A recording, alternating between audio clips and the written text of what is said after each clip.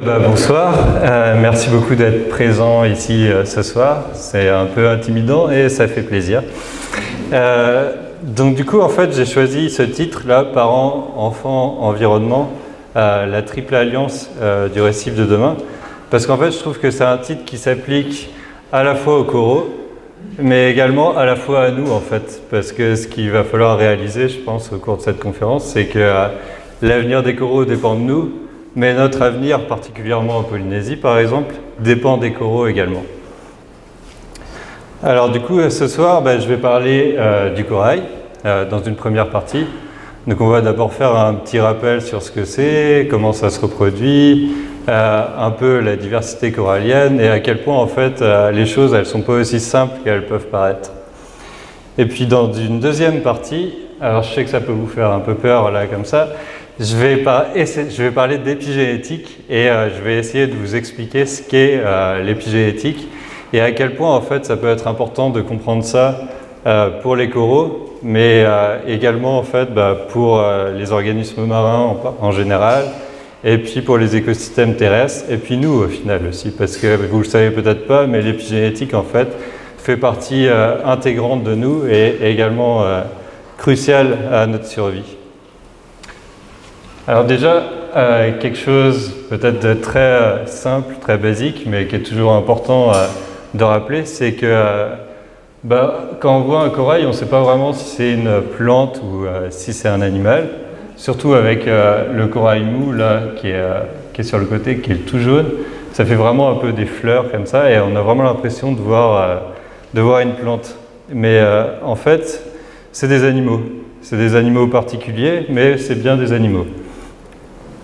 Alors du coup, les coraux, c'est des invertébrés au même titre en fait que les papillons, les libellules, les crustacés ou même les céphalopodes, que sont donc les seiches ou les poulpes.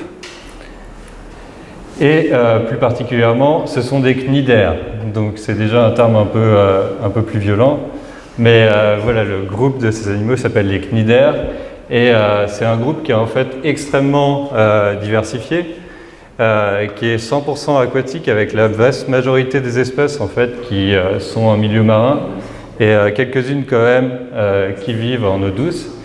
Et actuellement on recense à peu près plus de 10 000 espèces de cnidaires. Alors les cnidaires c'est un groupe extrêmement ancien qui se place là dans l'arbre du vivant. Et pour avoir une petite idée, nous on est ici. Et ce qui est important donc de souligner là-dedans, c'est que, ok, c'est un groupe qui est extrêmement ancien, mais les animaux en fait qui sont présents en fait actuellement sont tous au même stade évolutif. Il n'y a pas d'animal en fait qui va être inférieur par rapport à un autre.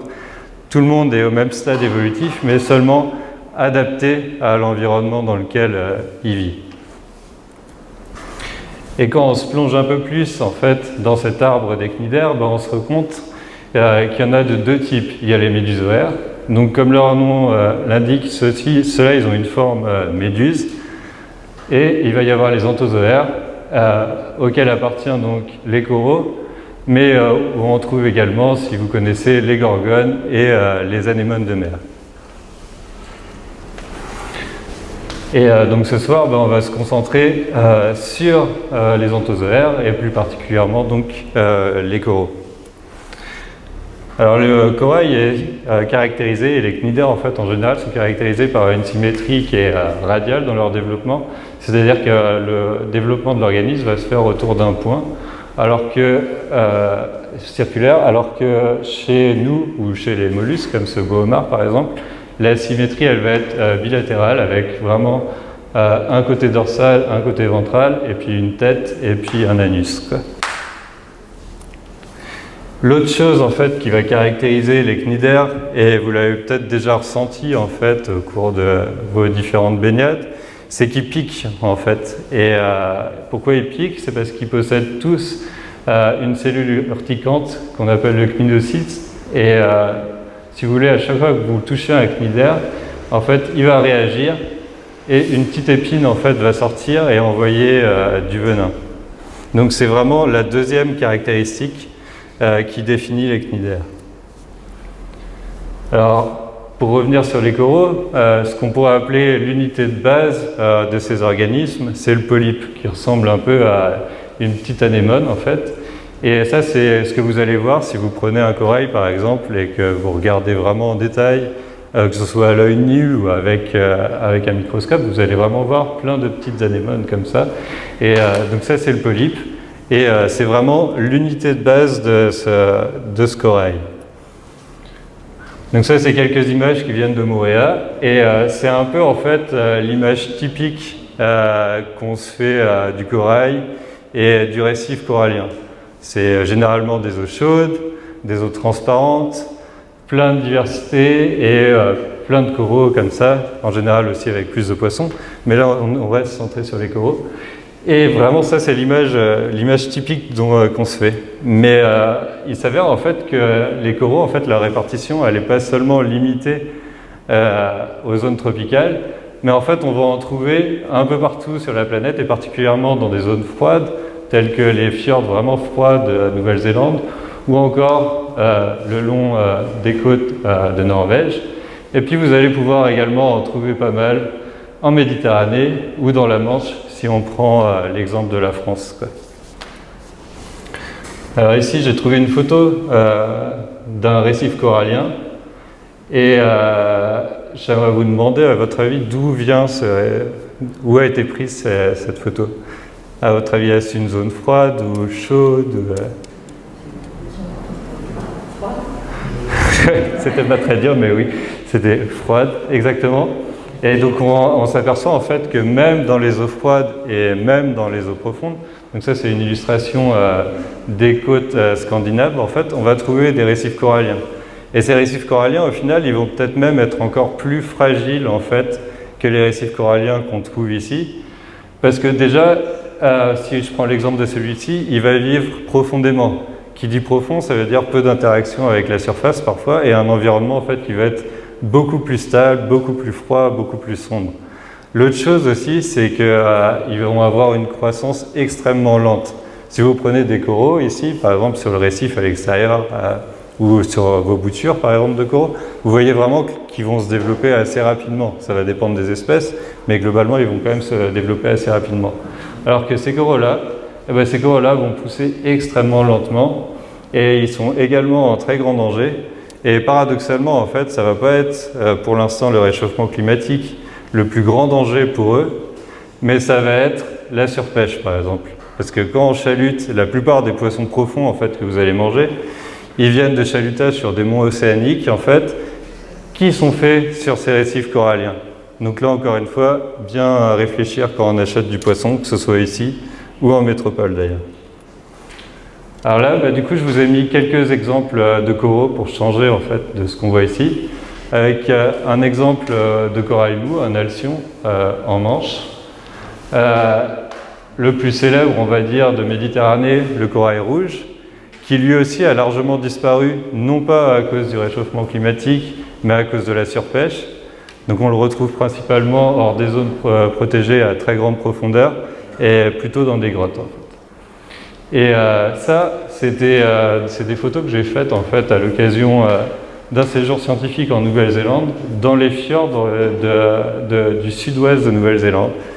Et on ne peut vraiment pas dire que ce soit des zones chaudes et transparentes. C'est plutôt des zones qui vont être très très sombres, plutôt très froides, et où en fait vous allez avoir beaucoup d'eau douce et d'apport en terre en fait qui va arriver constamment.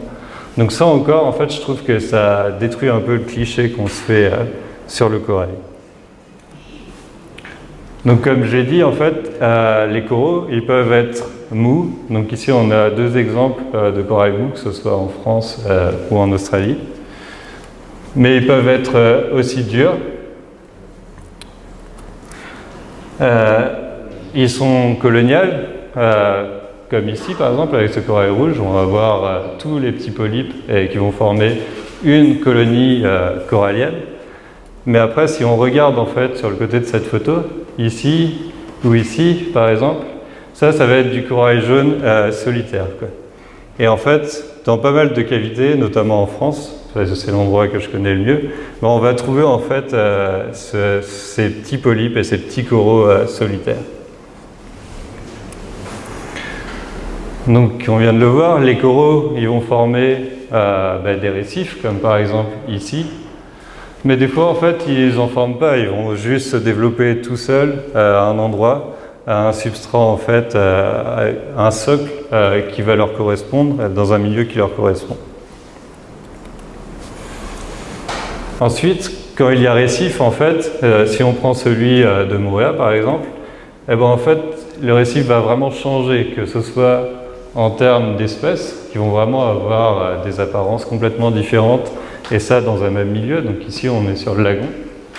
Et après, si vous allez sur la pente externe, en fait, l'apparence du récif corallien va également va être complètement différente, avec ici, dans les 10-15 premiers mètres, et ici, quand vous descendez plus profond, de 25, 30 à 60 et plus, quoi. Alors l'apparence des récifs coralliens, ils changent en fonction de leur position sur le récif, si on peut dire, mais il va également changer en fonction de l'océan ou du pays où on se situe. Si vous plongez par exemple en Polynésie, en Australie ou à Cuba par exemple, les récifs coralliens vont être complètement différents et parfois les espèces aussi. Ainsi, vous en avez peut-être déjà entendu parler, la diversité corallienne, en fait, elle n'est pas pareille partout. Ce qu'on considère comme étant l'endroit le plus riche, en fait, en coraux, ça va être ce triangle-là qu'on observe dans le sud-est asiatique, vers les Philippines et la Papouasie. Et ensuite, cette diversité corallienne, en fait, elle va être diminuée au fur et à mesure qu'on va dans le Pacifique ou qu'on va, comme ça, vers l'ouest, dans l'océan Indien. Après, comment on peut dire, une moindre diversité ne veut pas dire en fait que ces récifs coralliens vont pas être tout aussi intéressants. Particulièrement si on se penche maintenant sur l'endémisme. Alors l'endémisme, c'est quand vous allez trouver une espèce seulement à un endroit donné, par exemple. Illustration, si vous prenez les pigeons verts, par exemple, ou le martin chasseur, qui sont des oiseaux, cette fois-ci, pas des coraux, et bien ces oiseaux-là, vous allez les trouver juste sur Moorea. Par exemple, pour le martin chasseur de Young, et celui-là, vous allez le trouver juste sur Moorea, nulle part ailleurs dans le monde. Et bien en fait, pour les coraux, ça va être la même chose, en fonction des endroits où vous allez plonger. Et ça ne va pas forcément être lié en fait à la biodiversité qui est associée, vous allez trouver des coraux qui peuvent être vraiment spécifiques. Ainsi, si on regarde la mer Rouge ou encore les côtes d'Amérique centrale, ce sont des zones où il y a quand même un endémisme qui est assez fort.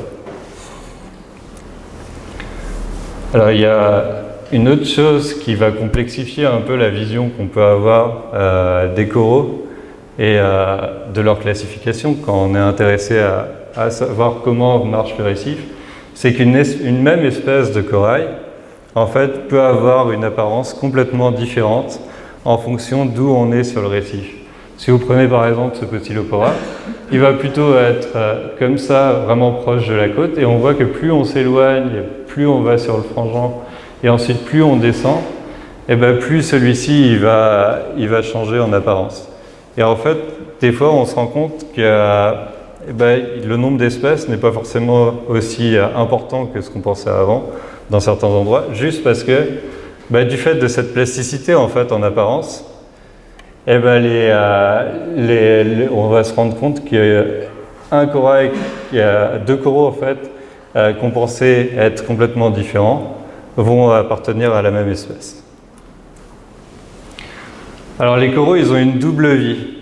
La grande majorité de leur vie, elle va être fixée. Et c'est vraiment donc fixé sous forme de colonies dans le récif et ainsi de suite. Mais ils vont, pour persister en fait, ils vont devoir se reproduire. Et c'est au moment du développement que les coraux vont avoir une seconde phase de leur vie qui va être planctonique. Donc à un moment, ça va vraiment être passif, ils vont se laisser dériver en fait en surface. Et à un moment dans le développement, en fait, ils vont devenir un peu plus actifs. Je pourrais vous montrer à la fin de cette présentation. Et ils vont se mettre à nager en fait. Donc je ne dis pas qu'ils pourront nager à contre-courant dans une passe ou quelque chose, mais au moins ils ont cette possibilité-là de se déplacer activement, au moins dans la colonne d'eau ou près du fond. Donc on arrive à la reproduction des coraux. Alors on va distinguer deux modes de reproduction, avec tout d'abord une reproduction sexuée, donc telle que nous la pratiquons en fait, avec la fécondation d'un ovule et d'un spermatozoïde pour donner un nouveau corail. Et en fait, ce mode de reproduction va avoir l'avantage d'apporter une grande diversité génétique potentielle. Et il va y avoir une reproduction qu'on peut appeler d'asexuée aussi, qui va se faire de deux manières. Du coup, il va y avoir bourgeonnement ou séparation des polypes, en fait, quand la colonie elle va grandir. Ou il va y avoir également fragmentation. C'est déjà observé parfois, forte tempête, où un plongeur maladroit, ça casse un bout de colonie. Et en fait, ce bout de colonie, il ne va pas forcément mourir dans tous les cas, il va pouvoir aussi se refixer sur un substrat et potentiellement regrandir par la suite. Le problème, en fait, et c'est un peu le problème qu'il y a avec le bouturage, c'est que génétiquement, en fait, c'est faible. Les coraux, ils vont tous être identiques dans ce mode de reproduction-là. Donc, pour les coraux, on connaît environ 1500 espèces actuellement. Mais pour avoir un ordre d'idée, on connaît seulement une reproduction sexuée pour environ 444 espèces. Et la vaste majorité en fait, des coraux pour lesquels la reproduction est connue, en fait, elle va se situer dans les zones tropicales. C'est vraiment les zones qui sont le plus étudiées. Et c'est ce qui fait qu'en fait, à grande profondeur ou au final dans des zones plus froides, on a très peu d'idées de comment les choses se passent. Et en fait, même ici, si on prend les Poecilopora que vous trouvez sur la pente externe, pour l'instant, on a très peu d'idées en fait, de comment leur reproduction se fait et enfin, à quel moment ils vont pondre, surtout. Alors chez les coraux, pour l'instant, il y a 4 modes de reproduction qui sont connus. Donc, soit ils vont avoir une fécondation externe tout en étant hermaphrodites, c'est-à-dire qu'ils vont produire à la fois des gamètes mâles et femelles, donc du sperme et des ovocytes. Soit il va y avoir une fécondation externe et gonocorique, c'est-à-dire que dans ce cas-là, en fait, vous allez avoir des colonies qui vont être mâles d'un côté et des colonies qui vont être femelles de l'autre. Soit ils vont pratiquer la fécondation interne tout en étant hermaphrodites, et soit ils vont pratiquer la fécondation interne tout en étant gonocoriques. Alors dans ce qu'on connaît actuellement, la vaste majorité des cas, ça va être une fécondation externe et avec des coraux qui vont être hermaphrodites, suivi juste après en fait d'une fécondation externe et gonocorique, et en fait dans beaucoup moins de cas pour le moment en fait, les deux autres modes de reproduction. Alors concernant les hermaphrodites, en principe en fait, quand ils vont relâcher leurs gamètes, ils ne vont pas pouvoir s'autoféconder. Je dis en principe parce qu'apparemment ça pourrait arriver dans certains cas ou chez certaines espèces. Hermaphrodites, alors on va en distinguer différents types. Il va y avoir ceux qui sont mâles et femelles simultanément. Il va y avoir ceux qui vont avoir une production de gamètes différée, ça veut dire qu'ils vont déjà être mâles et femelles, mais en fait ils ne vont pas produire les gamètes femelles et mâles au même moment. Alors souvent, ils vont produire d'abord le sperme, puis les ovocytes. Et ça, c'est dans la même saison. Après, ils peuvent avoir aussi une alternance en fonction de la saison de reproduction, et c'est un peu ce qui est observé chez les huîtres, par exemple. C'est qu'il y a une saison, ils vont être mâles, et il y a une saison, ils vont être femelles. Ou 2 saisons, et c'est assez irrégulier, ou en fonction du stade de leur vie. Et enfin, ça va être un peu comme chez les poissons, par exemple les poissons clowns, si on veut, où il va y avoir un changement de sexe, c'est-à-dire qu'au début, au moment de leur croissance initiale et jusqu'à maturité sexuelle, ils vont d'abord être mâles, puis une fois arrivés à maturité, en fait, ça va devenir des femelles. Alors ici, en fait, on voit quelques exemples. On voit ce qu'est une reproduction chez des hermaphrodites simultanés. Donc c'est des colonies qu'on avait ici à la station. Donc pour savoir quand elles vont pondre, et même vous, en fait, si vous barbotez dans l'eau le soir aux périodes théoriques de ponte, comment on peut savoir, un moyen de savoir si la colonie elle va pondre ou non, et en fait c'est de détecter cette petite boule claire sur le corail, quoi. Et chaque polype, en fait, va émettre ces petites boules claires. Et ces petites boules claires qu'on appelle des bundles, en fait, en anglais, là-dedans, vous allez avoir un mélange de sperme et un mélange d'ovocytes. Ils vont être libérés, ils vont atteindre la surface, et après un certain temps, en fait, ils vont se casser et libérer leurs gamètes. Chez les espèces donc, mâles et femelles, vous allez avoir aussi différents cas. Alors par exemple avec ce fongidé, où vous allez avoir un mâle qui va donc éjaculer, et une femelle ici qui va pondre des oocytes. Vous avez aussi le cas très particulier du corail de feu, par exemple, où dans ce cas-là, en fait, vous allez aussi avoir des colonies qui vont être mâles et des colonies qui vont être femelles. Mais en fait, ils ne vont pas relâcher directement la gamète, ils vont faire un peu comme les hermaphrodites, mais cette fois avec des petites capsules médusoïdes qui peuvent un peu se déplacer. Et dans chaque capsule, il va y avoir soit du sperme, soit des ovocytes. Après un certain temps, pareil, elles vont se fracturer en fait et libérer le sperme dans ce cas-ci ou l'ovule ici. Et pareil, c'est quelque chose, et si vous êtes intéressé, je pense qu'il y a des scientifiques ici qui pourront bien vous l'expliquer aussi. C'est quelque chose que théoriquement on peut détecter assez en avance, parce que en fait, ces petites médusoïdes, elles vont se former en fait à la surface du corail dans les moments qui précèdent en fait cette ponte. Et une fois que la ponte elle va avoir lieu, on sait que c'est trop tard, parce qu'en général, on va voir qu'il y a plein de petits cratères sur la colonie. Mais les choses sont jamais simples dans la nature, déjà que ça paraît déjà bien compliqué. Alors de ce que j'ai vu, il semblerait qu'il y a des populations, en fait, dans le cas des porites, en Jamaïque et au Panama, où dans une même population, vous avez à la fois des mâles et à la fois des femelles. Et dans ces populations étudiées, il semblerait que ce soit une vaste majorité de femelles, avec peu de mâles ou pas du tout, et des hermaphrodites. Alors du coup, maintenant je vais parler de la gamétogénèse. Alors qu'est-ce que c'est la gamétogénèse? Ce terme un peu barbare, c'est tout simplement la fabrication de nos ovocytes et de notre sperme. Et en fait, chez les coraux, et comme chez bien d'autres organismes marins, tels que les mollusques ou les poissons au final, ça va être très lié à l'environnement. Donc en général, chez les coraux, la gamétogénèse femelle va commencer en première. Donc ça, c'est une durée qui est théorique, mais bien sûr, ça va varier en fait en fonction des espèces. Et la gamétogénèse femelle va se faire en 4 stades de maturité, et vraiment assez précocement, alors que la gamétogénèse mâle, donc la production de sperme, ça va se faire vraiment dans les derniers moments de maturation des gamètes. Et elle est beaucoup plus rapide aussi. Et ce qu'on pense en fait, c'est que c'est un processus qui est beaucoup moins énergivore en fait que la fabrication des oocytes. Alors la ponte. Alors la ponte, chez les coraux, on a souvent ce mythe en fait, dans beaucoup de reportages animaliers, un peu partout, que ça arrive une fois par an, en masse, à la pleine lune. En fait, quand on travaille là-dessus, on se rend compte que c'est pas forcément vrai du tout.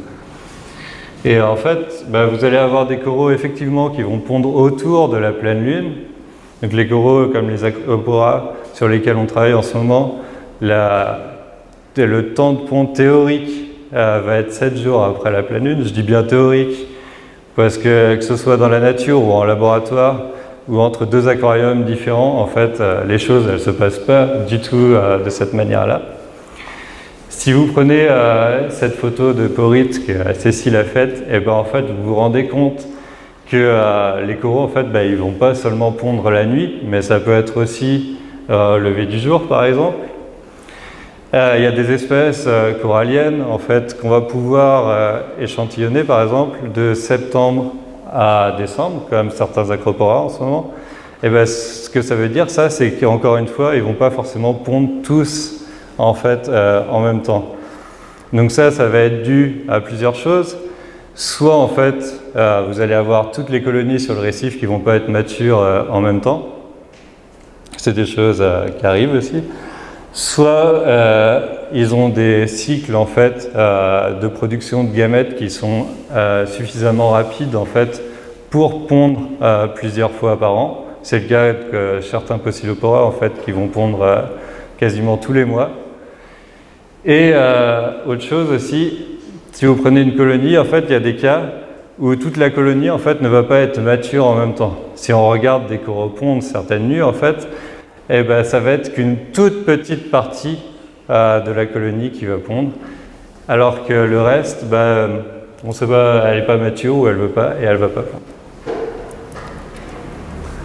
Mais quand il y a ponte, en fait, c'est assez spectaculaire ce qu'on voit. Donc en général, ça arrive plutôt quand les conditions sont assez calmes aussi, et surtout quand les conditions sont assez calmes, c'est surtout qu'on va pouvoir détecter en fait ces pontes ultra facilement, quoi. Avec par exemple ici ces nappes oranges qui sont en fait ni plus ni moins que des milliers d'embryons ici ou ici. Donc des fois en fait ça va être qu'une seule espèce, mais d'autres fois en fait si vous regardez en détail au microscope ce qui se passe là-dedans, vous allez trouver plusieurs espèces coralliennes. Et donc dans ces nappes, vous avez les coraux qui vont se développer. Alors du coup, vous avez, je le rappelle, donc, des coraux qui vont avoir une fécondation interne et d'autres externes. Dans le cas des fécondations internes, comme les Poecilopora, en fait, ils vont déjà émettre en fait une larve qui est bien formée. Cette larve qu'on appelle la planula va avoir ensuite différents stades avant de se fixer sur le récif. Par contre, pour les coraux dont la fécondation est externe, comme les Acropora par exemple, au début on va avoir que des ovocytes et du sperme dans l'eau, et ensuite ça va se diviser petit à petit. Ça prend quand même du temps, et c'est variable aussi en fonction des espèces et en fonction de la température du milieu par exemple. Alors il faut savoir que dans ces premiers stades-là, les coraux, les larves coralliennes sont extrêmement fragiles et elles peuvent en fait se dissocier très facilement. Si on prend l'exemple ici, en fait, c'est un aquarium avec un bulleur un peu trop fort, ou un peu trop de vent, ou un peu trop de vagues dans l'océan. En fait, ça risque de fracturer les embryons. Et quand vous regardez en fait au microscope par la suite, vous allez voir qu'en fait, d'une part, vous pouvez avoir différents stades embryonnaires. Donc ces différents stades peuvent être dus à une fécondation qui s'est faite un peu plus tard, mais également en fait à cette fracturation des embryons, parce que si vous regardez aussi, vous allez avoir des embryons de même stade, mais qui vont être beaucoup plus petits, par exemple. Et ensuite, ça va se transmettre, ça va se voir également sur les stades plus tardifs de développement. Donc le corail, une fois qu'il poursuit son développement, donc vous avez la larve planula ici, qui va continuer son développement. Qu'est-ce qu'il va chercher à faire, si on peut dire? Il va chercher à se fixer sur le sol. Et ça encore, d'autres chercheurs ici pourront témoigner en fait d'à quel point c'est difficile de comprendre ça. C'est qu'en fait, il va y avoir plein de paramètres qui vont rentrer en jeu en fait pour la fixation de cette larve de corail. Il va y avoir le type de substrat, il va y avoir la chimie un peu du substrat, il va y avoir le relief, mais aussi le spectre lumineux, les températures, vraiment beaucoup de paramètres qui font qu'en fait la fixation ne va pas forcément se faire pareil tout le temps. Et puis l'autre chose à savoir aussi, c'est que les larves coralliennes, en fait, quand elles vont se fixer, des fois elles ne se fixent pas forcément toutes seules, et elles peuvent fusionner. Alors du coup, ce qu'on sait, c'est que ce qui est apparemment connu, c'est que les larves qui sont génétiquement apparentées auraient plus tendance à se regrouper, mais ça arrive en fait que parfois vous allez avoir des larves avec une différente génétique qui vont se regrouper ensemble. Même espèce, mais pas forcément les mêmes parents. Et en fait, soit ça va marcher, par exemple ici, ou ici, soit en fait vous allez avoir une nécrose qui peut se former comme ici. et une sélection en fait des polypes qui se fait après quand la colonie va grandir. Donc je rappelle l'unité de base en fait des coraux qu'on voit ici, ça va être le polype. Et en fait, on le sait avec le blanchiment, pourquoi ils blanchissent les coraux? C'est parce qu'en fait ils vont vivre avec une petite algue qu'on appelle la zooxanthelle. Et elle vit dans leur tissu et ce sera ça en fait leur principale source de nourriture ici. C'est elle, à travers la photosynthèse, qui va vraiment leur donner cette énergie. Et au cours des phénomènes de blanchiment, en fait, cette zooxanthelle, elle va devenir toxique et le polype ensuite va l'éjecter. Et il finit par mourir de faim. Donc il faut savoir que cette zooxanthelle, en fait, elle est parfois héritable des parents, parfois acquise dans l'environnement. Et si on prend l'ensemble, en fait, des communautés virales, bactériennes, et ben ça peut être aussi modulé en fonction de l'environnement et du stade de développement. Qu'ensuite, les coraux, ils vont grandir, les polypes vont se diviser, la colonie va grandir. Dans certains cas, ça peut être un peu comme sur les arbres, où on peut voir des stries qui permettent en fait d'estimer un peu la vitesse de croissance de ces colonies coralliennes. Donc voilà, ce qu'il faut retenir sur les coraux, c'est que c'est vraiment un groupe très ancien, très complexe et plastique. Et voilà, on arrive un peu au problème actuel, c'est que notre environnement global change. Alors ici, ce soir, on est tous au milieu du Pacifique, donc en Polynésie, donc principalement connu pour ses îles verdoyantes et ses récifs. Et en fait, ces îles, comme le reste du monde, elles sont soumises à la surpêche, la déforestation, la croissance humaine, l'expansion urbaine et ainsi de suite. Et tout ça, en fait, bien avant les réchauffements climatiques, ça va mettre en danger le récif corallien. Mais le réchauffement climatique est extrêmement important et va en fait déterminer dans le futur, ça va être difficile de déterminer qui en fait va pouvoir rester. Et y compris nous au final, parce que ce qu'il faut bien retenir, c'est qu'on fait partie intégrante de tout ce système. Donc du coup, même nous, en tout cas la civilisation telle qu'on la connaît et qui dépend de ces récifs coralliens, en fait, on ne sait pas si elle va pouvoir persister dans le futur, dans un monde à plus 2, plus 4, plus 5 degrés. Donc voilà, il y a vraiment un grand danger et on ne sait pas du tout. C'est difficile à estimer en fait comment vont être les récifs coralliens de demain, par exemple. Donc ça marche pour les récifs coralliens, mais ça marche en fait pour tous les écosystèmes. En ce moment, toutes les espèces, en fait, elles sont sous l'effet combiné et très rapide et même jamais observé des changements climatiques, mais également des activités humaines. Et je tiens à préciser des activités humaines parce qu'on parle souvent du changement climatique pour se dédouaner ce qui se passe, mais au final, les activités humaines, c'est aussi la principale source de disparition des espèces. En conséquence, les espèces, elles doivent s'adapter. Donc elles peuvent compter en général sur leur diversité génétique, mais aussi sur ce qu'on appelle la plasticité phénotypique, c'est-à-dire l'acclimatation à l'environnement. Et parmi cette plasticité phénotypique, en fait, on va pouvoir trouver les mécanismes épigénétiques que je vais tenter de vous expliquer maintenant. Alors, à votre avis, quel est le point commun entre moi et ce petit lamantin et moi et ce lama? Où nous trois, avec papillons, plantes, sèches, poulpes, holoturies, langoustes, ça va être notre ADN en fait. Notre ADN qui, je vous le rappelle, est en double hélice et qui va constituer en fait notre code génétique.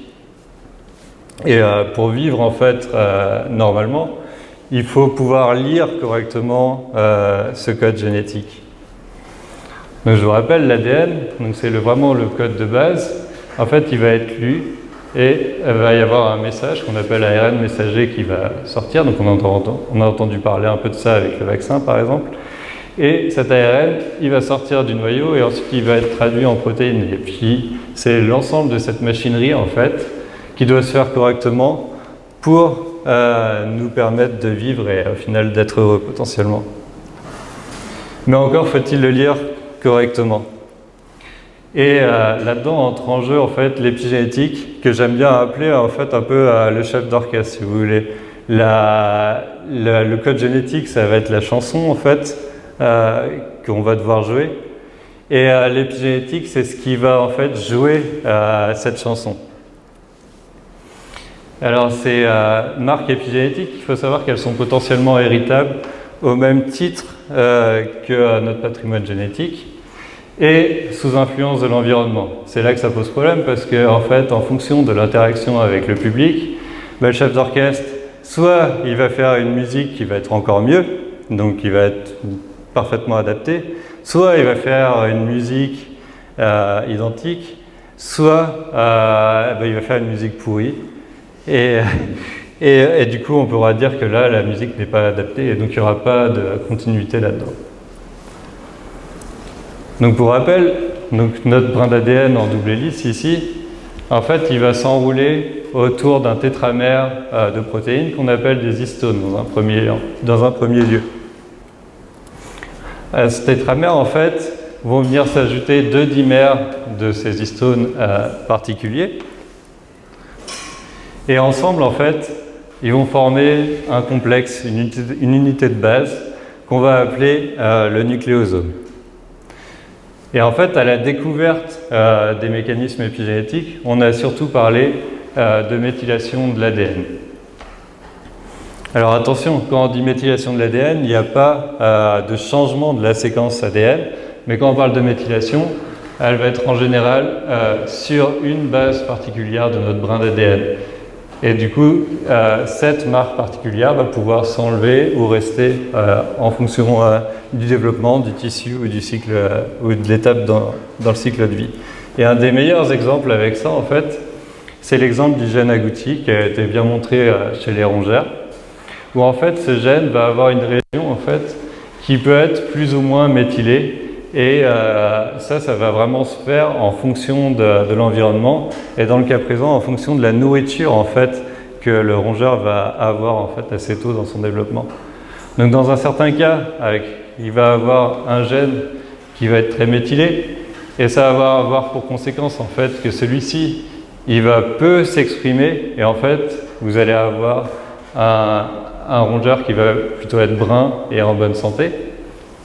Et dans un autre cas, en fait, avec une alimentation un peu différente, et bien, malgré le fait que ce gène-là et ce gène-là, donc ce matériel génétique ici et ici, vont être identiques, ben là, en fait, il n'y aura pas de marque épigénétique. Et là, en fait, vous allez avoir ça qui va s'exprimer énormément. Et les conséquences vont surtout se faire se voir à l'âge adulte, où on va arriver, en fait, avec une souris qui va avoir une couleur de pelage complètement différente, et qui va avoir aussi des problèmes d'obésité et de diabète.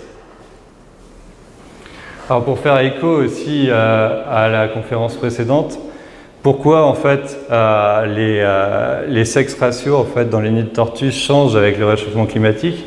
Eh bien c'est en partie dû en fait à l'épigénétique.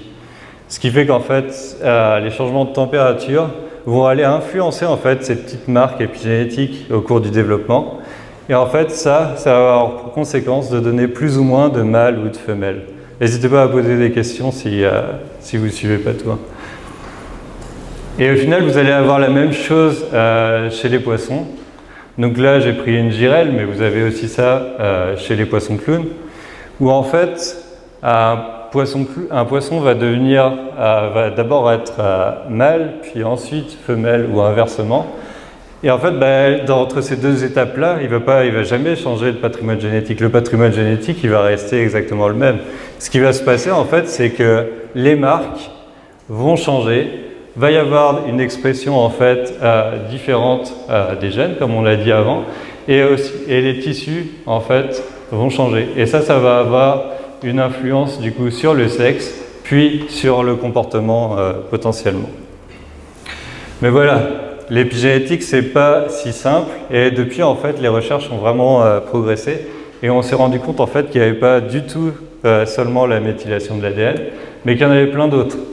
Donc, je ne veux pas toutes les citer, je ne veux pas toutes les expliquer, mais voilà, l'idée, c'est que c'est vraiment un gros bazar et donc, du coup, que l'ADN porte des marques, mais également que les protéines qui supportent l'ADN portent des marques, que les protéines qui font partie du complexe peuvent varier en fonction de certaines conditions environnementales ou de certains stades embryonnaires, par exemple. Et encore plus compliqué, et ça c'est un domaine en pleine expansion, c'est que finalement même les messages en fait portent des marques. Alors il faut savoir en fait que ces marques, et c'est là en fait où il manque beaucoup de choses dans la plupart des études, c'est qu'elles vont agir toutes ensemble, qu'elles vont être potentiellement réversibles. C'est la plupart du temps c'est ça, mais c'est pas tout le temps le cas. Et elles vont former en fait des combinaisons extrêmement complexes qui vont en fait nous permettre de fonctionner normalement. Et l'ensemble en fait on pourrait appeler ça un peu comme le code génétique, mais cette fois-ci le code épigénétique ou épigénome.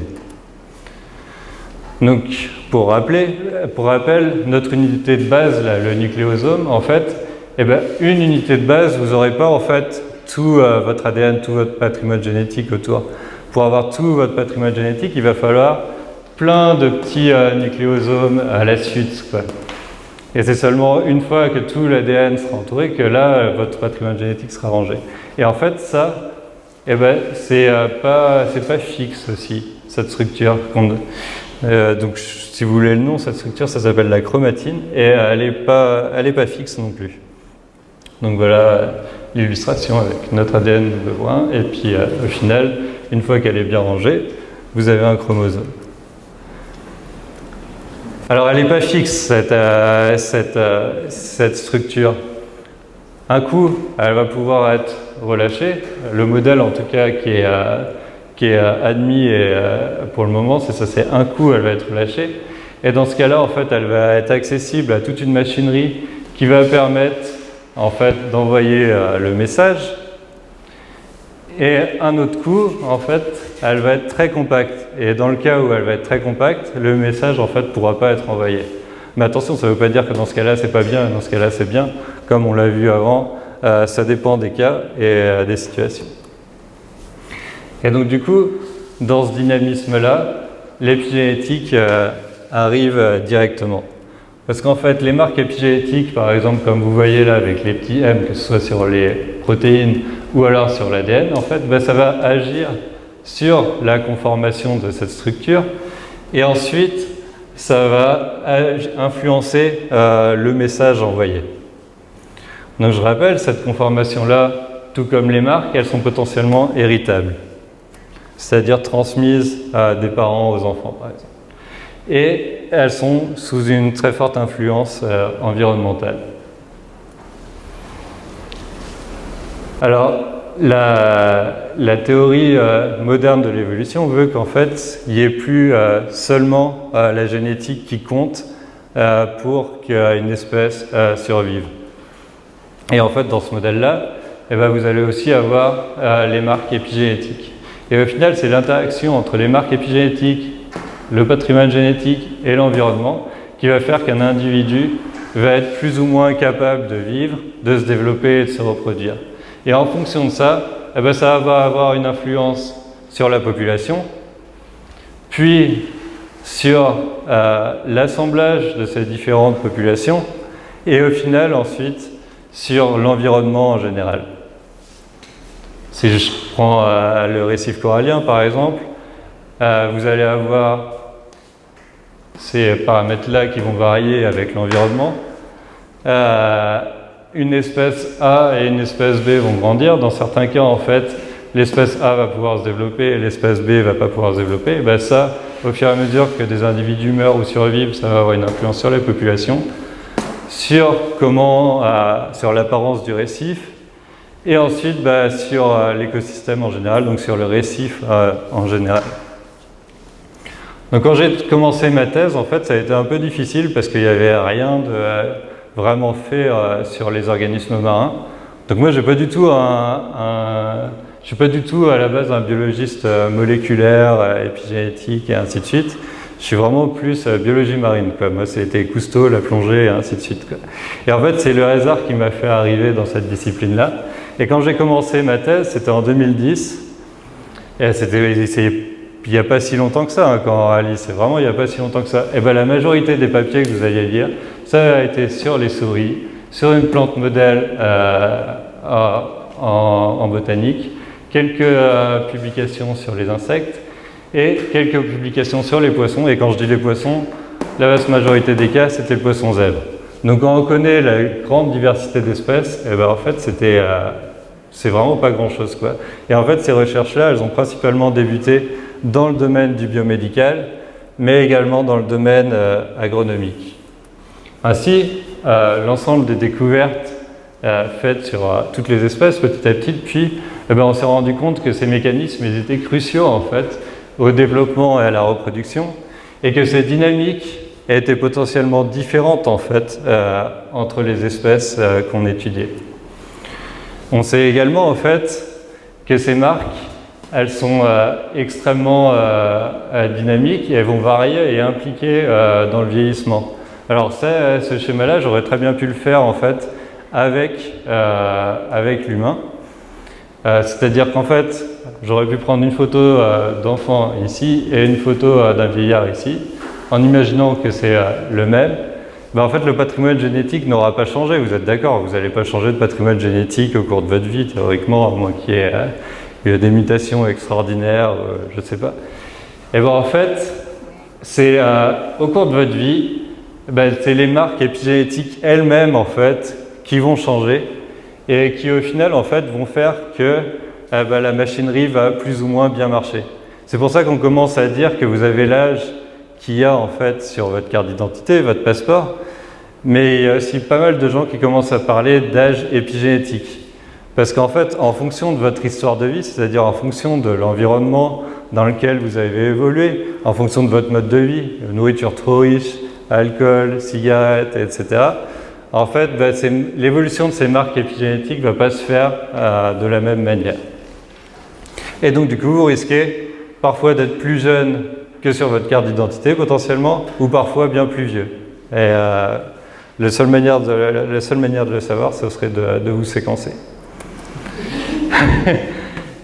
Et donc du coup j'ai parlé du vieillissement et du fait que quand on vieillit en fait les marques changent et la machine en fait elle marche de moins en moins bien. Et bien ça en fait c'est valable aussi dans bon nombre de maladies, notamment les cancers ou les maladies neurodégénératives par exemple. Et on va pouvoir en fait identifier parfois certaines maladies grâce à cette signature épigénétique dans un type cellulaire donné. Par exemple, le cancer du sein, si je me souviens bien, vous avez une hyperméthylation globale de vos cellules. C'est-à-dire qu'en fait, un sein normal va être méthylé à tel niveau, un sein avec le cancer, eh ben, il va y avoir beaucoup plus de ces petites marques de méthylation, qui fait qu'en fait, vous allez avoir vos cellules qui vont se diviser complètement anormalement, grandir, et elles vont plus être contrôlées et ça va former la tumeur. Une autre application de l'épigénétique.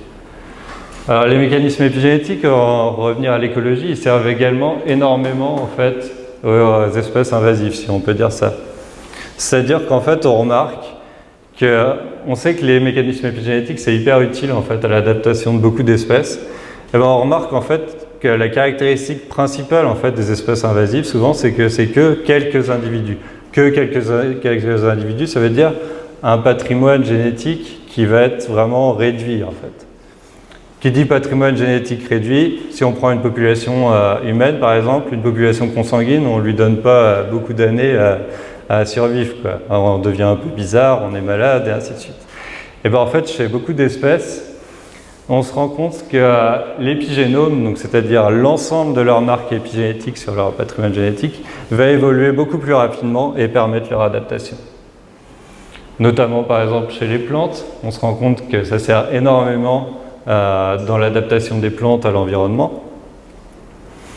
C'est pour ça qu'en fait au fur et à mesure des découvertes, eh ben, cette thématique commence à être de plus en plus appliquée en biologie de la conservation ou en restauration, mais également à des fins un peu plus commerciales, comme en aquaculture, où il y a également énormément en fait, de travaux qui sont faits afin de sélectionner les meilleurs individus, afin d'expliquer comment une espèce est domestique. Si vous prenez le bar, par exemple, un poisson vraiment très utilisé en aquaculture en Europe, et bien en fait, dès la première génération, on se rend compte que grâce à ces marques épigénétiques, il y a déjà un effet de la domestication. En fait. C'est extrêmement rapide dans certains cas.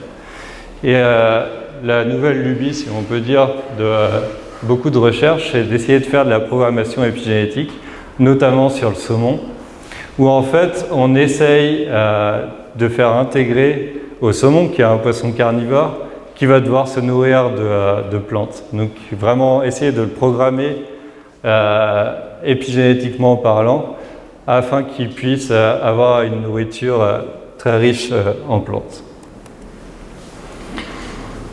Depuis quelques années aussi, et ça c'est plutôt cool pour moi, parce que ça me fait revenir énormément en biologie marine, c'est que ce domaine en fait il est en pleine expansion, un peu chez tout le monde, quoi.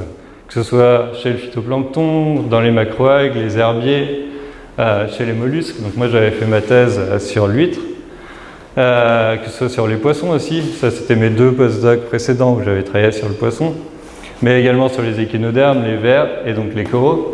Mais aussi sur les mammifères marins, où il y a quelques études en fait qui commencent à sortir, où on essaye d'estimer l'âge en fait et l'état de santé de certaines populations de mammifères marins à partir en fait de ce patrimoine épigénétique. Il est d'accord.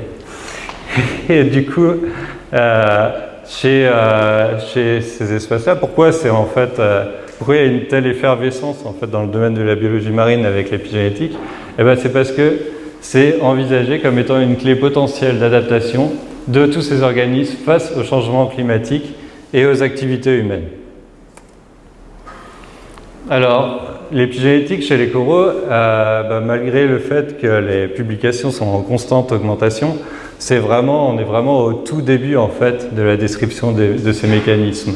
Ce qu'on sait, c'est que par exemple, pour la méthylation de l'ADN, à l'échelle de leur patrimoine génétique, le profil semble à peu près identique à d'autres espèces de mollusques.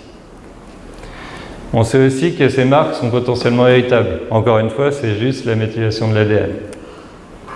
On sait aussi qu'il y a des interactions en fait entre corail et symbionte avec les mécanismes épigénétiques, notamment avec le fait qu'en fait, un corail en cours de sa vie, s'il change en fait sa communauté symbiotique, le changement de communauté symbiotique va induire en fait chez le corail en lui-même, dans les polypes, un changement de profil de méthylation de l'ADN.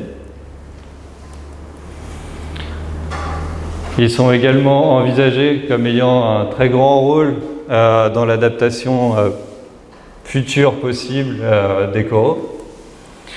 Et ce qui a été découvert aussi récemment, c'est que sur un récif corallien, en fait, en fonction de la saison, pour une même colonie et sans stress, en fait, ce profil épigénétique pourra varier plus ou moins localement, globalement. Mais le problème, en fait, chez les coraux, c'est que d'une part, il y a très peu d'espèces qui sont étudiées, que c'est principalement chez les adultes et que sur une marque. Alors je rappelle, et ça c'est valable pour l'humain aussi, on le sait très bien, une femme quand elle est enceinte, elle doit arrêter de boire de l'alcool par exemple. Les 2 moments extrêmement importants, c'est la production de gamètes, donc de sperme ou d'ovocytes, et le développement embryonnaire. C'est vraiment des étapes qui vont être très critiques, mais également très sensibles aux perturbations environnementales. Parce qu'en fait, au cours de la fabrication des gamètes et surtout au cours du développement embryonnaire, les mécanismes épigénétiques jouent un rôle vraiment prépondérant, notamment à travers un processus biologique qu'on va appeler la reprogrammation.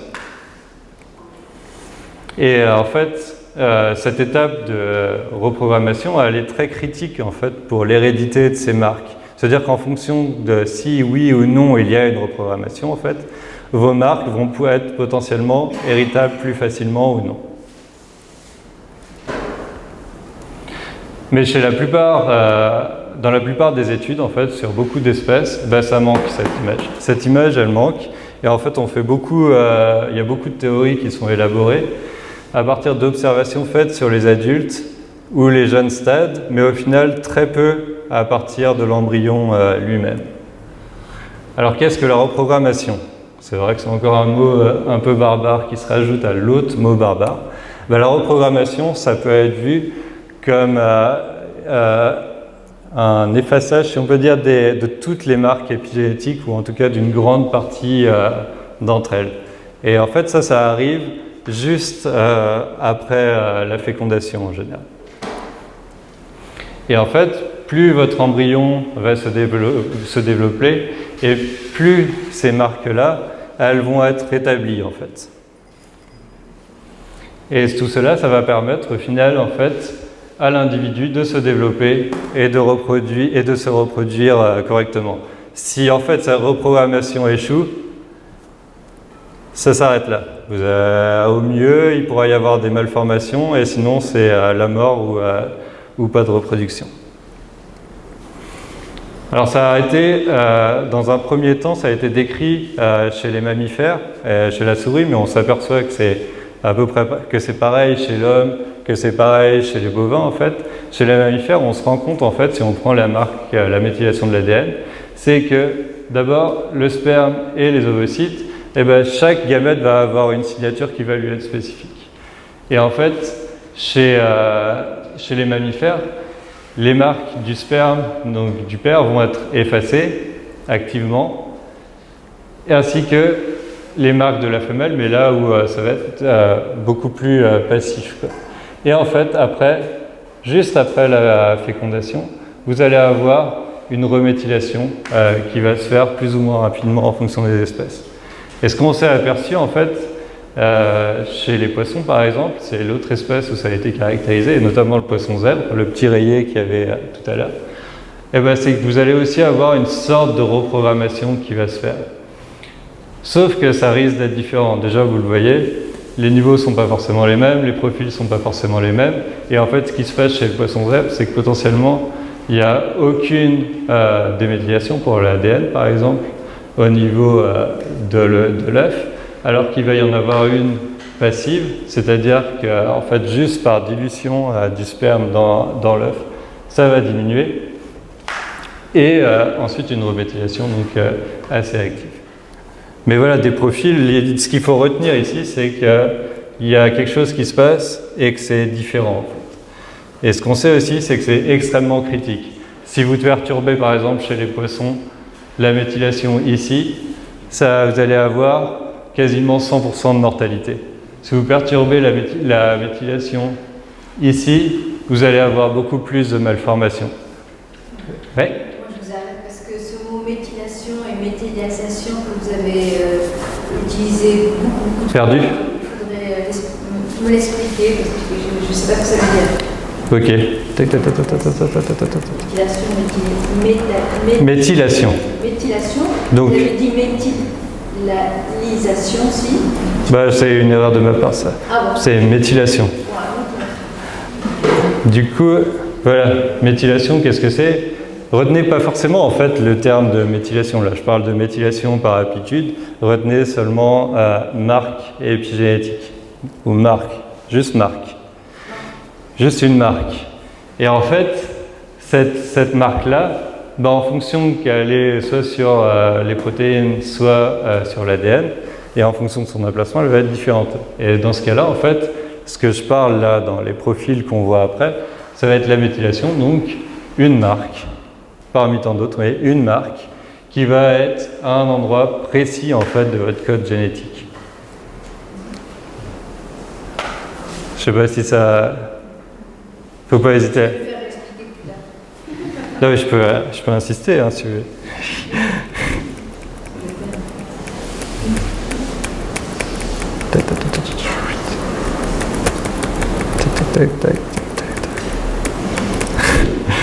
Donc du coup, voilà.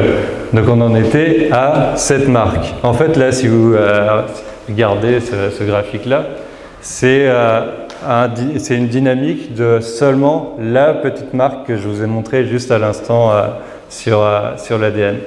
Juste cette marque-là. En fait, au cours, juste après la fécondation, du coup, l'embryon commence à grandir, et bien en fait, vous allez avoir un dynamisme de cette marque-là. C'est-à-dire que juste après la fécondation, hop, elles vont être effacées, et ensuite, elles vont être remises progressivement.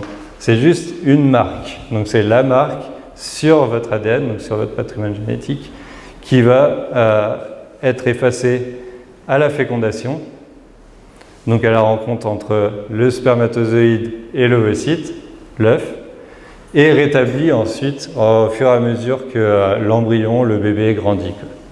Et donc chez l'humain, c'est quand même assez rapide. Donc voilà, il y a des différences entre les mammifères et les poissons, parce que c'est ce qui est le plus connu au final. Mais ce qu'on a vu aussi, c'est que en fonction des espèces en fait que vous allez prendre, eh ben ça risque d'être différent aussi, notamment chez les poissons. Et c'est vraiment quelque chose en fait qui est encore vraiment en discussion, c'est que est-ce que c'est des problèmes techniques ou est-ce que ça se passe réellement comme ça? Il y a vraiment encore besoin de plus d'études, mais il semblerait en fait que ces profils en fait ils soient différents en fait en fonction des espèces. Ainsi, chez un autre petit poisson de laboratoire, en fait, des chercheurs pensent que ça se passe exactement comme chez l'homme, alors que chez deux autres espèces, ça va être légèrement différent. Mais on voit quand même qu'il y a une différence de profil. Et ça, en fait, ce profil-là, c'est un profil que j'ai décrit en fait au cours de mon premier postdoctorat en Belgique, où je travaillais en fait sur un petit poisson du golfe du Mexique. Et ce petit poisson particulier, en fait, il avait la particularité de pouvoir s'auto-féconder et d'avoir en fait des populations qui étaient toutes identiques génétiquement à certains endroits. Et l'autre particularité de ce poisson-là, c'est qu'il vivait dans les mangroves. Les mangroves, on ne peut pas dire que ce soit un milieu particulièrement stable, quoi. Ça change assez souvent. Et pourtant, en fait, ce qu'on a caractérisé chez cette espèce-là, en fait, c'est une très longue période comme ça. Donc on s'est dit, en fait, que cette période-là, ok, elle est très critique, mais ça n'a aucune logique, en fait, qu'une espèce qui vit dans un milieu hyper variable, avec le même patrimoine génétique dans une même population, en fait, arrive à survivre. Donc qu'est-ce qu'on s'est dit?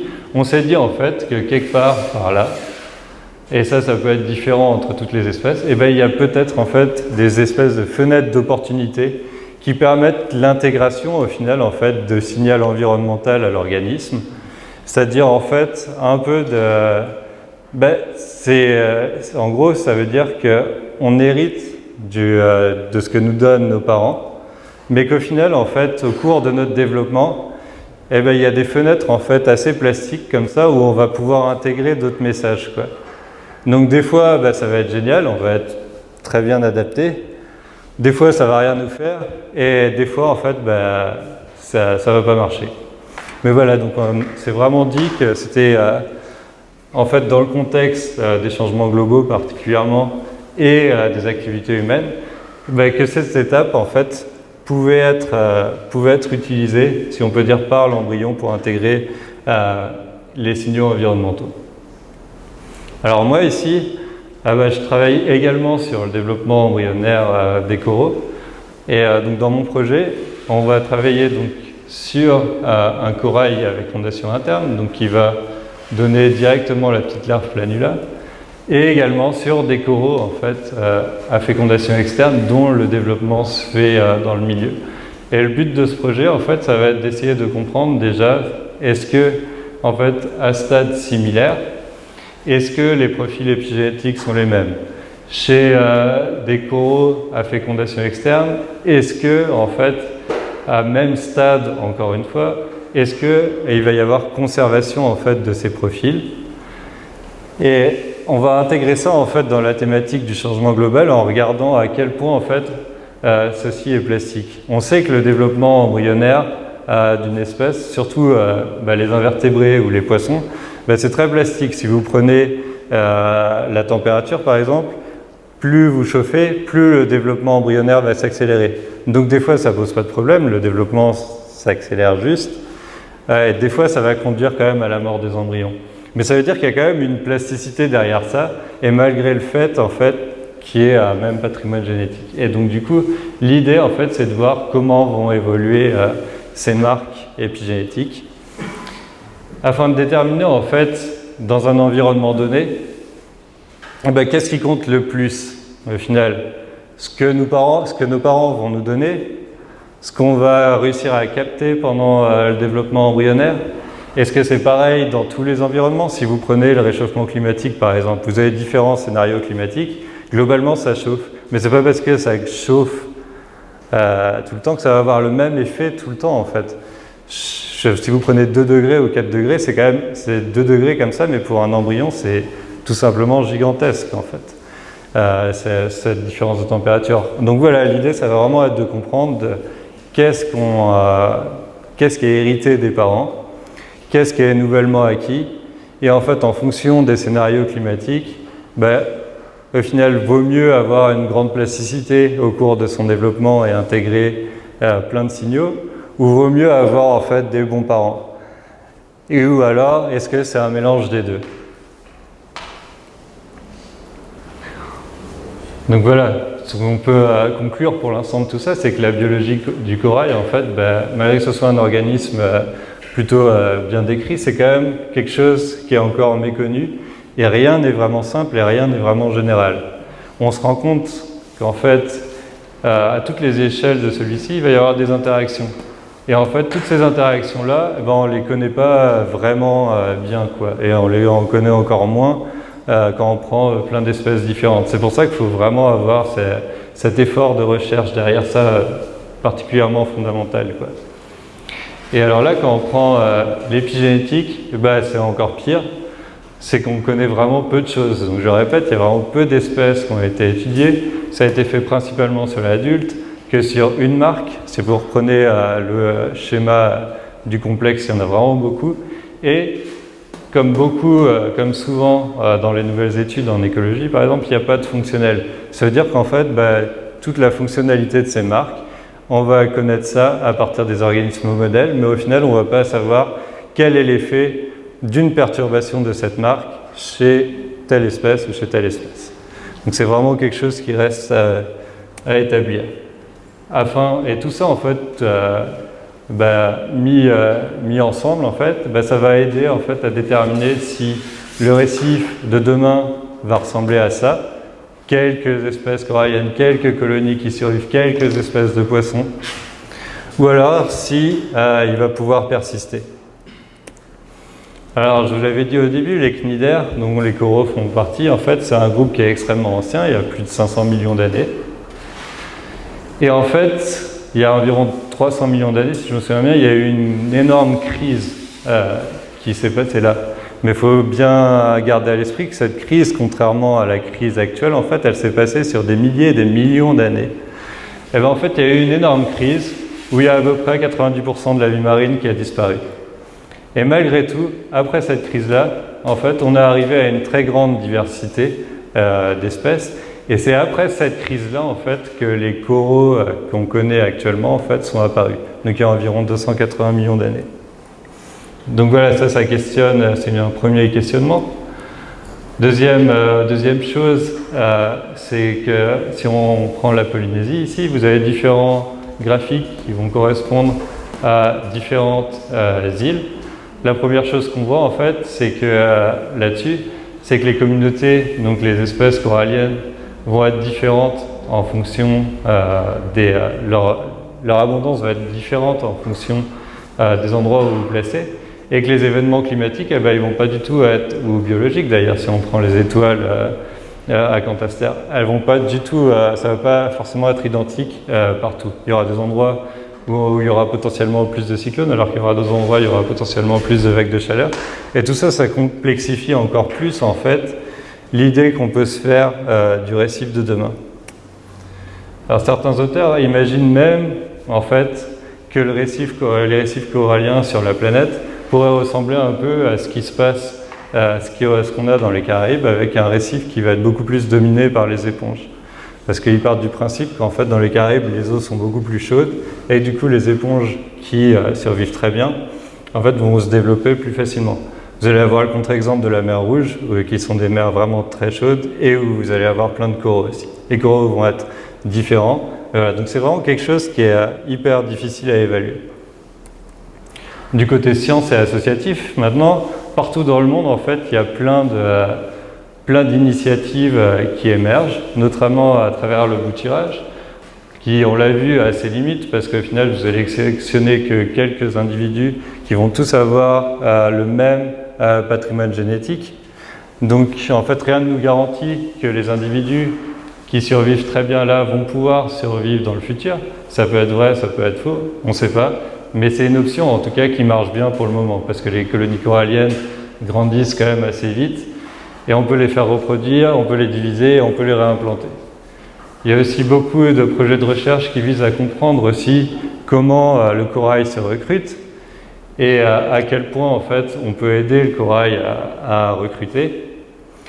Et il y a également une étude et des projets de recherche en cours qui visent en fait à comprendre, un peu comme on a fait avec l'élevage, comment avoir une espèce corallienne plus résistante dans le futur, tout simplement en faisant des croisements, quoi. Et il y a d'autres projets de recherche qui émergent, qui visent en fait à apporter au corail dans une condition donnée des symbioses en fait qui vont être correctes pour lui et non toxiques comme on l'avait vu avec le blanchiment où ils expulsent leurs zooxanthelles qui est toxique. Donc c'est vraiment des recherches préliminaires. Mais le bilan en fait qu'on peut faire actuellement, il n'est pas glorieux, quoi. Partout sur Terre, le même constat en fait, de la pollution, de la déforestation, de l'érosion.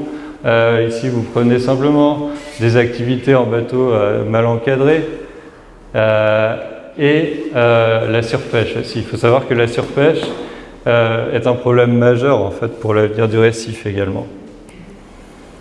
Un ami hier a fait une présentation à l'Université de Polynésie. Il a utilisé ce graphique que j'ai vraiment bien aimé.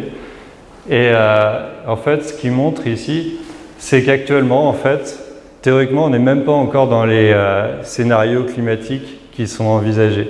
Ce qui se passe actuellement, en fait, c'est qu'en Polynésie, bien sûr, ça peut varier en fonction des atolls, mais vous avez 121 jours par an qui ont une température de l'eau qui est anormale, en fait, qui est déjà anormalement élevée. En moyenne, 121 jours par an.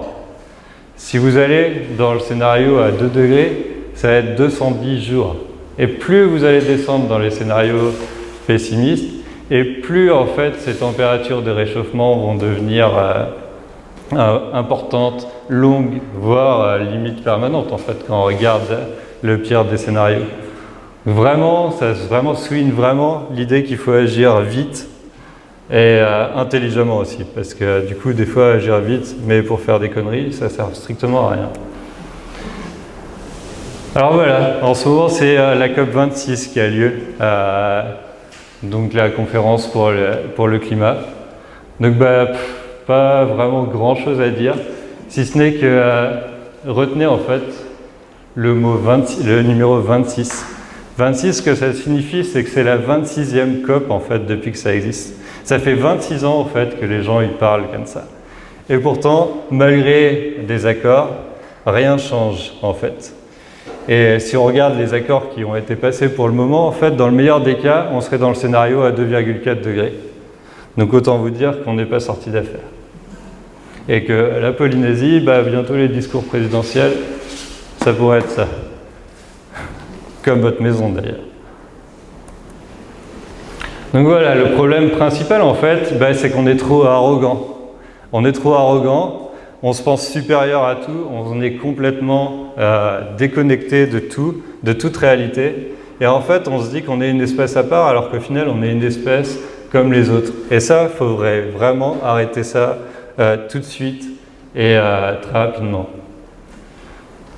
Si on remonte il y a déjà assez longtemps, les Polynésiens, en fait, ils avaient déjà compris que l'humain, en fait, avait potentiellement un impact négatif. Alors, je ne rentrerai pas dans la complexe de ces zones protégées, mais ils avaient fait des zones protégées Rawi qui protégeaient donc différentes parties du récif. Ça ne veut pas dire qu'ils vivaient totalement en accord, en fait, avec leur environnement, parce que la Polynésie que les Polynésiens ont connue, ne ressemble en rien à la Polynésie qu'on connaît actuellement. Environ 80% des espèces d'oiseaux ont disparu, beaucoup de plantes ont disparu, vraiment beaucoup de choses, quoi. Mais voilà, ça c'est le truc de quand une nouvelle espèce arrive. C'est valable pour l'homme, mais c'est valable pour beaucoup d'autres choses. Au final, vous prenez le rat, vous prenez les chats, les chiens, même les plantes, ça arrive avec toutes les espèces. Donc ça aussi, ça souligne que vraiment l'homme n'est pas une espèce à part. Pour l'érosion de la biodiversité, en fait, moi j'adore lire pas mal de récits des grandes explorations ou des naturalistes. En tout cas, quand vous lisez Alexander von Humboldt, donc du coup déjà à la fin du 18e, 19e siècle, il parlait de l'impact hyper néfaste en fait des sociétés humaines sur l'environnement.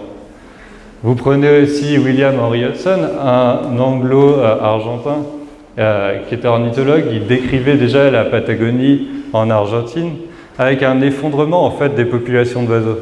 Sachant que si vous vous placez à leurs époques, là maintenant, vous arrivez en fait au 18e ou au 19e, la vie en fait elle va grouiller, ça va être vraiment dingue pour vous, quoi. Mais voilà, même eux ils le remarquaient. Si on prend un exemple plus récent en fait, vous avez la biologiste Rachel Carson qui avait écrit ce célèbre livre intitulé Le printemps silencieux, qui décrit déjà l'impact hyper néfaste de notre société sur la biodiversité et l'érosion qui en découle. Et ce livre, il n'a pas été publié il y a 2 ans, 1962. 1962, ça veut dire depuis 1962, malgré un best-seller, on sait qu'en fait, l'érosion continue. Pour le changement climatique, si vous prenez Svante Arrhenius, j'arrive pas bien à le prononcer, il avait déjà établi le lien en fait entre CO2, gaz carbonique et température, 1896. Si vous prenez le scientifique Wallace Brucker, il a défini le terme de global warming, donc changement climatique, 1975. Pour prendre des chercheurs français, en fait, vous prenez Claude Lorius, en 1965, il a découvert qu'en fait, à partir des glaces, des bulles d'air contenues dans les glaces des pôles, en fait, on pouvait reconstruire le climat. Presque fini. Et par la suite, en 1987, avec un collègue Jean Jouzel, 1987, ils ont établi le lien en fait entre CO2 et réchauffement climatique. Donc qu'est-ce qu'il faut faire? Qu'est-ce qu'il faut faire? C'est qu'il faut se dire qu'en fait, tout humain vivant actuellement, vieux, jeune, tout le monde a son rôle en fait. Et en fait, il faut vraiment unir les forces, il faut changer de mode de vie, c'est-à-dire pas du tout ce qu'on voit actuellement après la crise du Covid où les émissions elles sont revenues pareilles et où les activités économiques sont exactement la même chose. Je sais que c'est compliqué, mais il faut vraiment changer parce que si on ne change pas, de toute façon, c'est une grande partie de ce tableau qui risque de disparaître. Il faut aussi retenir que le récif corallien, en fait, il n'est pas isolé. Le récif corallien, pour survivre, au final, des politiques de restauration seulement ciblées sur le corail, ça va, entre guillemets, pas forcément servir à grand-chose, parce qu'il est intégré dans un écosystème beaucoup plus global, et en fait, c'est l'écosystème dans sa globalité dont il faut prendre soin. Il faut aussi se rappeler, en fait, que l'homme en fait est juste une espèce parmi les autres, qu'il faut arrêter en fait avec ce concept très occidental de nature en fait qui a constamment isolé la société humaine du monde non humain en fait, et en fait juste regarder autour de nous. Donc ça c'est quelques photos qui sont prises à l'étranger ou en ville et ainsi de suite, mais si vous sortez dans la station, si vous regardez en fait le plafond de votre maison en fait la nuit avec les geckos qui sortent ou les désagréables moustiques, vous allez vous rendre compte que la nature est partout.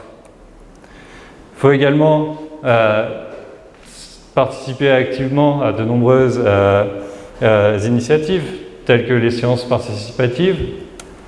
Et enfin, il faut quand même positiver. Moi, quand je suis arrivé en Polynésie, en fait, des amis m'avaient dit tu vas voir, ça va être moche, le récif il va être complètement détruit, il n'y a plus rien à voir, il n'y a plus de poissons, il n'y a plus de coraux, il n'y a plus rien. Voilà, ça c'est quelques photos en fait qui sont juste faites à Montréal. Et personnellement en fait, je suis déjà émerveillé en fait par ces coraux-là. Donc voilà, j'espère que ça vous a plu, que je n'étais pas trop long. Et merci.